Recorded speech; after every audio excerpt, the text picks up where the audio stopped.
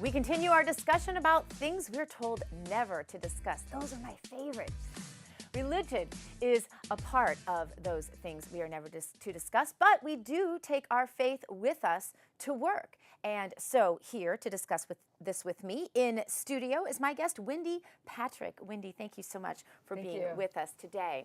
And I want to ask you, because there is a balance. There's no question. I mean, you're not going to act at work like you're going to act at church, and you shouldn't even really probably act in a lot of ways at work like you act at home. So where is that fine line, and how can we define it for ourselves? You know, I wish that we would act more in the workplace like we do in church, because we're on our best behavior on Sunday mornings. Let's just face it, right? Okay, that's kind of true. I wish that would characterize the way we It's the only time I could get my boys in khaki pants. So, but you know, it's a great question, and I got to tell you, I do not turn on the television without seeing someone somewhere talking about religion in the workplace. What can you say? What can you do? What can you put up in your office? Can you wear a cross necklace? What if you have an altar built, and does it matter what religion you are? And then, of course, what is the definition of religion, right? What qualifies? Right, and that's maybe a good place to start. It is, and you know, I'll start on one end of the spectrum with the famous Seinfeld definition. Do you remember the Festivus for the rest of us? No. Okay, that is not a religion. Okay. Okay. But you don't have to go that much farther to find something that qualifies, because you know, under the law, our religion doesn't need to make sense. It doesn't need to be comprehensible, understandable, or even logical. Okay, so let me ask you then, is political correctness a religion? No, you need to find a way to make it into something that's more than a philosophy or a way of life. That's the definition. Okay. So you could, and I'm not saying that this is a good argument, but you'd have to find a way to argue that political correctness was held somehow with the same kind of tenets and strength and practice as a traditional religious beliefs. Okay. You'd be surprised at some of the things that have qualified. Yeah? But you'd really need to find a way to fit it within that parameters. And I'll give you another example. Veganism, okay? This is California, and there are people that... Yes. Yeah, right? But why are you vegan? In other words, is it a health concern? Is it a way of eating, a way of thinking? Or do you somehow, have you made it into something that governs your morals and your practices such that you can craft it into the definition of a religion? So that's the way we define it. Not much help, right? Not much help. Not really, because it sounds like you can just, whoever has the power in that moment can kind of make a decision as to whether or not your specific religion should be permitted or limited. Well, that's part of the difficulty, is that, you know, courts have decided some of these beliefs in the past. You know, the mainstream religions, which is what we spend most time talking about, you know, you don't have a lot of problem, you know, deciding that those qualify as religions. But there are just some that really aren't mainstream. I'll give you a couple other examples. You know, you look at things like Wicca, white supremacy. Okay, right. Based on the way these different things are defined, it could turn out differently. So what we want to make sure we're aware of in the workplace is that if there's anything that looks like it is being held and practiced with the strength of a mainstream religion, that might be something that we might have to honor, right? And let's not be the test case. That's what we always want to do in the workplace, is let's not be the test case. So, you know, maybe the next step is, what is somebody doing in the workplace that they are stating should have protection? And do you need to engage? Do you need to enable this kind of practice? Or do you just basically say, you know, nobody would believe that kind of thing could ever qualify as a religion? So, okay, so a couple things. I'm just going to fire some fast ones at you. Can I have a nativity set at my desk? Well, what you look at is, does the nativity scene have other employees complained about it? Is it distracting? Is it is it basically changing the nature of the work environment such that employee productivity is suffering? Okay. This is the analysis. Okay, well, what if I'm rolling out my prayer rug and pray into the whichever direction it is? Yeah, and I mean, you know, and it takes up the aisle in our cubicle space. Right, and those are exactly the kind of facts that a court's going to look at. Let me give you some examples. Okay. For example, in one of the cases that actually, you know, made case law, you know, you can have a Bible. You can have the Serenity Prayer on your wall. You can have things like this that are expressed that don't interfere with other employers, don't offend anybody.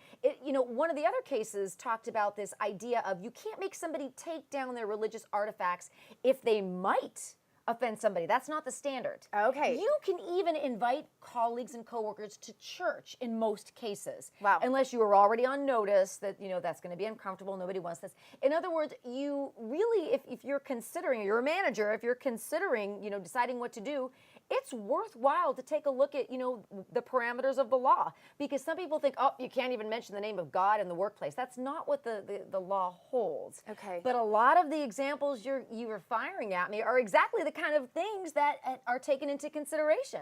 Okay, so these are great questions. So outward signs and symbols. I assume you can, in most instances, wear a cross or a Star of David. Yes, there's no case that holds you can't, But you hear about this on the news all the time, that somebody gets in trouble for wearing a cross. And then you also read cases where employers get in trouble for telling employees they can't express their religion. Now, it also depends on where you work, okay? It's very different to where you work someplace faith-based, great. And let me make it even more complicated. In many workplaces, you can say certain things to coworkers that you can't say to customers. So, for example, if you greet everyone in the morning, God bless you, have a blessed day. You may be able to do that, and this actually comes from case law with people working in the fast food industry.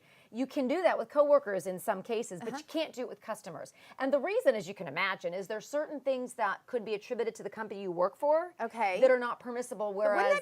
Wouldn't that be something that the company should have say in, not the government? Well, the companies have policies. Okay. But what they are allowed to decide is, what can you say and not say when you're doing company business. Okay. And in a social media world, right, where everybody's on Facebook, everybody's on Twitter, that logic and those rules in some cases might, again, depending on where you work, extend to what you do and don't say online. How do you like that? It's so case specific. Online on your own social media? On not only on your own social media, but in some cases, and it depends on what you say. Okay. And on whether or not you are in your official capacity or not.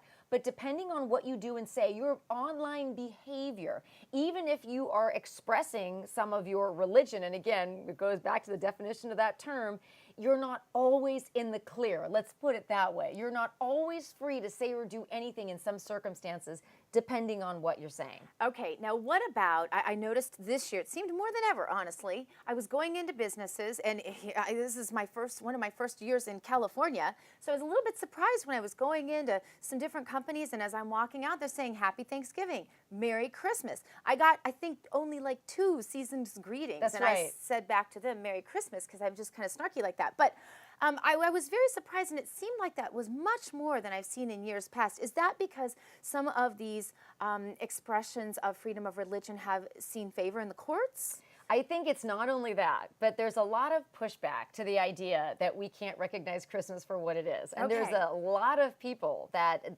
this is Christians and non-Christians. Right. That love Christmas. And just feel like you should be able to say what you believe. Yeah.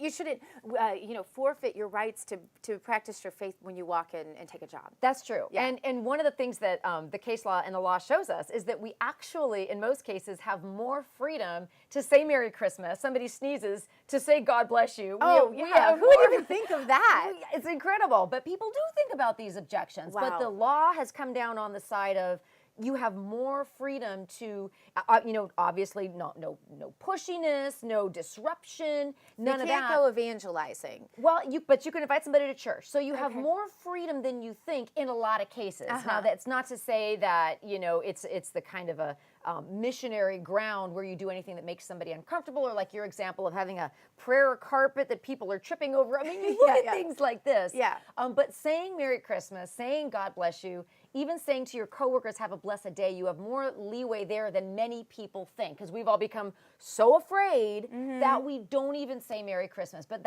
you bring up a good point. We've said that more in this last season than we did the season before that. Only about 30 seconds remaining, but I want to get to this. What do you say to those people who feel like they're being persecuted for their religion in their workplace? What's their recourse? They should learn the law. They should, there's lots of attorneys that will do this sort of thing on a pro bono basis and provide some guidance as to what they can and can't do in the workplace.